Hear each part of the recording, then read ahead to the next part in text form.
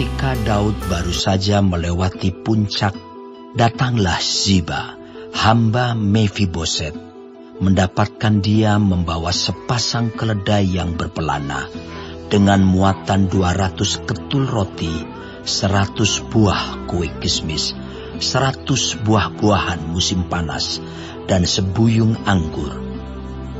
Lalu bertanyalah raja kepada Ziba, "Apakah maksudmu dengan semuanya ini?" Jawab Ziba, "Keledai-keledai ini bagi keluarga raja untuk ditunggangi. Roti dan buah-buahan ini bagi orang-orangmu untuk dimakan. Dan anggur ini untuk diminum di padang gurun oleh orang-orang yang sudah lelah." Kemudian bertanyalah raja, "Di manakah anak tuanmu?" Jawab Ziba kepada raja, "Ia ada di Yerusalem. Sebab katanya, pada hari ini kaum Israel akan mengembalikan kepadaku kerajaan ayahku." Lalu berkatalah raja kepada Ziba, "Kalau begitu, kepunyaanmu lah segala kepunyaan Mefiboset." Kata Ziba, "Aku tunduk. Biarlah kiranya aku tetap mendapat kasih di matamu, ya tuanku raja." Ketika Raja Daud telah sampai ke Bahurim, keluarlah dari sana seorang dari kaum keluarga Saul. Ia bernama Simei bin Gera. Sambil mendekati raja, ia terus-menerus mengutuk. Daud dan semua pegawai Raja Daud dilemparinya dengan batu. Walaupun segenap tentara dan semua pahlawan berjalan di kiri kanannya. Beginilah perkataan Simei pada waktu ia mengutuk. "Nyala! Nyala engkau berupa darah, orang dursila! Tuhan telah membalas kepadamu segala darah keluarga Saul yang engkau gantikan menjadi raja. Tuhan telah menyerahkan kedudukan raja kepada anakmu Absalom. Sesungguhnya engkau sekarang dirundung malang karena engkau seorang penumpah darah." Lalu berkatalah Abisai anak Zeruya kepada raja, "Tuanku, mengapa anjing mati ini mengutuki tuanku raja?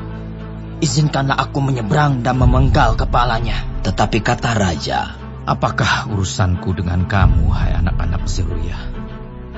Biarlah ia mengutuk. Sebab apabila Tuhan berfirman kepadanya, kutukilah Daud, siapakah yang akan bertanya, mengapa engkau berbuat demikian?" Pula kata Daud kepada Abisai dan kepada semua pegawainya, "Sedangkan anak kandungku ingin mencabut nyawaku. Terlebih lagi sekarang orang Benyamin ini. Biarkanlah dia, dan biarlah ia mengutuk. Sebab Tuhan yang telah berfirman kepadanya demikian. Mungkin Tuhan akan memperhatikan kesengsaraanku ini, dan Tuhan membalas yang baik kepadaku sebagai ganti kutuk orang itu pada hari ini." Demikianlah Daud melanjutkan perjalanannya dengan orang-orangnya, sedang Simei berjalan terus di lereng gunung, bertentangan dengan dia, dan sambil berjalan ia mengutuk, melemparinya dengan batu, dan menimbulkan debu. Dengan lelah sampailah raja dan seluruh rakyat yang ada bersama-sama dengan dia ke Yordan. Lalu mereka beristirahat di sana. Maka Absalom dan seluruh rakyat, orang-orang Israel, sampailah ke Yerusalem. Dan Ahitofel ada bersama-sama dengan dia. Ketika Husai orang Arki sahabat Daud itu sampai kepada Absalom, berkatalah Husai kepada Absalom, "Hiduplah raja! Hiduplah raja!" Berkatalah Absalom kepada Husai, "Inikah kesetiaanmu kepada sahabatmu? Mengapa engkau tidak pergi menyertai sahabatmu itu?" Lalu berkatalah Husai kepada Absalom, "Tidak, Tetapi dia yang dipilih oleh Tuhan dan oleh rakyat ini, dan oleh setiap orang Israel. Dialah yang memiliki aku, dan bersama-sama dengan dialah aku akan tinggal. Lagi pula, kepada siapakah aku memperhambakan diri? Bukankah kepada anaknya, sebagaimana aku memperhambakan diri kepada ayahmu? Demikianlah aku memperhambakan diri kepadamu. Kemudian berkatalah Absalom kepada Ahitofel, Berilah nasihat. Apakah yang harus kita perbuat? Lalu jawab Ahitofel kepada Absalom, Hampirilah gundik-gundik ayahmu yang ditinggalkannya untuk menunggui istana.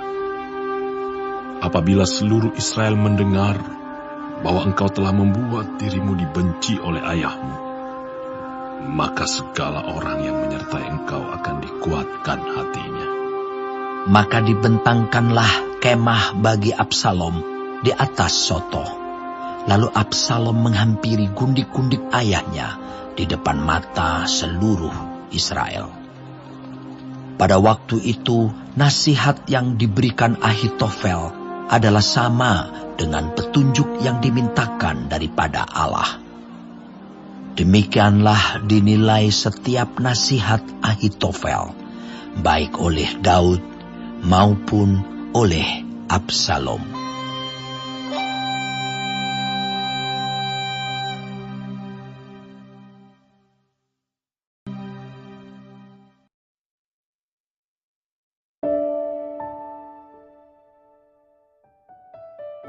Shalom semua jemaat Tuhan, kembali kita di dalam pendalaman Alkitab Clear Sight. Sekarang kita sudah memasuki kitab 2 Samuel 16. Tuhan Yesus memberkati. Tetap setia meski difitnah dan dikhianati. Pasal ini menunjukkan bagaimana Daud diperlakukan ketika ia melarikan diri dari pemberontakan Absalom. Di tengah kekacauan, karakter asli orang-orang di sekitarnya semakin terlihat. Yang pertama, Ziba menipu dan mengkhianati Mephiboset di ayat 1-4. Di Bukit Zaitun, Ziba datang menemui Daud membawa makanan dan minuman.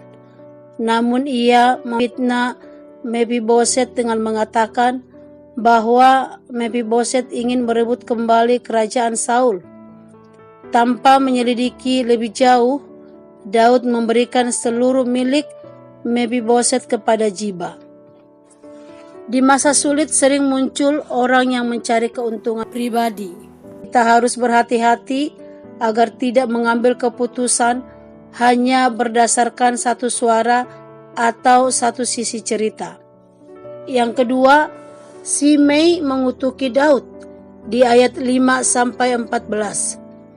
Saat Daud berjalan, Shimei dari kaum Saul melempari dia dengan batu sambil mengutuk dan menghina. Abisai ingin membunuhnya, tetapi Daud berkata, biarkan dia mengutuk, sebab Tuhan yang menyuruhnya. Mungkin Tuhan akan melihat kesengsaraanku dan membalas dengan kebaikan. Daud memilih merendahkan diri dan menyerahkan penghinaan itu kepada Tuhan. Pelajaran yang bisa kita ambil dari sini, ketika kita dihina atau difitnah, kita punya pilihan, membalas atau berserah. Daud menunjukkan iman yang dewasa. Ia percaya Tuhan yang akan membela dan memulihkan. Yang ketiga, Husai menggagalkan rencana Ahitofel di dalam ayat 15-19. Absalom tiba di Yerusalem dan Husai pura-pura berpihak kepadanya. Ini strategi untuk melemahkan Ahitofel, penasehat yang sangat berbahaya. Pelajaran yang bisa kita ambil dari sini, Tuhan bekerja melalui hikmat dan strategi, bukan hanya melalui keajaiban. Kesetiaan Husai kepada Daud menjadi alat Tuhan untuk menyelamatkan kerajaan. Yang keempat, rencana Ahitofel menajiskan Daud di ayat 20-23. Ahitofel menyarankan Absalom tidur dengan gundi-gundi Daud di depan seluruh Israel. Ini simbol pengambil alihan kekuasaan secara terang-terangan. Nasihat Ahitofel dianggap sebagai nasihat Tuhan. Itulah betapa berharganya hikmat, tetapi sekarang dipakai untuk tujuan yang jahat. Hikmat yang hebat bila dipakai untuk tujuan salah menjadi sangat berbahaya. Hati lebih penting daripada kemampuan. Inti renungan daripada pasal ini adalah yang pertama, di masa kesulitan, karakter sejati orang akan terlihat. Yang kedua, fitnah dan penghinaan tidak harus kita balas, serahkan kepada Tuhan. Yang ketiga, jangan mengambil keputusan berdasarkan satu cerita, carilah kebenaran yang menyeluruh. Yang keempat, orang yang setia seperti Husai sangat berharga bagi Tuhan. Yang kelima, kemampuan tanpa kesalehan dapat membawa kerusakan besar. Kiranya Tuhan memberkati kita untuk kita bisa melakukan kebenaran firman Tuhan ini. Amin. Tuhan Yesus memberkati.